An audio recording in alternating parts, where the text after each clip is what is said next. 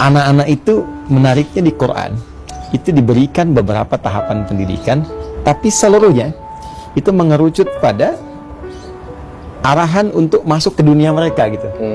Ya, contoh kalau ke anak kecil itu masih tahap-tahap awal itu banyak panggilan sayang. Makanya di Quran ada kalimat bunaya, bunaya gitu kan. Nah, itu kan panggilan sayang, tasgir untuk sayang, anakku sayang.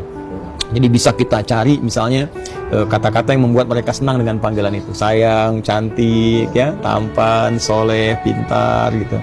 Terus kalau dia sudah mulai agak naik lagi ke level, saya sekarang kelas 5 SD atau 1 SMP, sayang kurangi, perintah naikkan.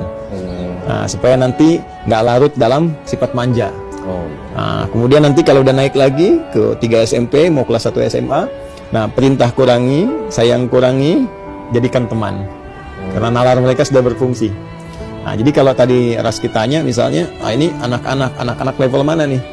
Nah, kalau anak-anak level yang pertama, bawa yang sayang tadi, maka kita masuk ke dunia mereka. Kadang ya kita harus jadi seperti mereka, main dengan batas tertentu, ya. Jadi seperti anak-anak walaupun tidak kekanak-kanakan. Nah, contoh misalnya kita mau mengajarkan kisah-kisah, ya mereka senangnya kan ekspresi, ya.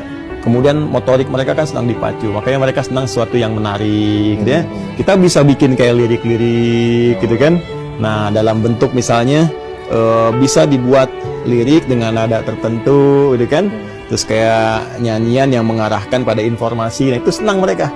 Ya, makanya mereka kan senang bunyi-bunyi. Ya, karena itu kalau kita lihat ke narasi Al-Quran, yang berfungsi pertama, yang aktif luar biasa itu pendengaran di mereka. Jadi mereka tuh kalau semakin banyak dengar informasi, nah itu semakin banyak pengetahuan didapatkan. Makanya Al-Quran tuh cepat dimasukkan dari kecil. Ya, terus kalau kita ingin didik, boleh. Ya, kita misalnya rangkai sebuah lirik, diambil dari Al-Quran maknanya, terus kita sambungkan sehingga ketika menghafal mereka bisa mengerti. Ya. Dulu ada nasyid tuh. Lirik-lirik kan sering banyak tuh ya. Ada untuk anak-anak kecil juga. Ashabul Kahfi misalnya. Ya, Ashabul Kahf tuh surat ke berapa? Kahf itu surat ke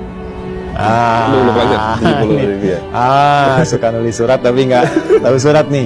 18 ya. 18 dibaca hari Jumat. Kan ada Ashabul Kahf tuh. Iya betul. Dulu ada lirik tuh yang Raihan.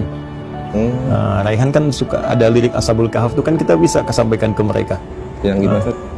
Gimana ya, saya pernah dengar tuh waktu saya kecil itu. Gitu. Tercatat sudah dalam sejarah 7 pemuda yang beriman melarikan diri ke dalam gua demi menyelamatkan iman.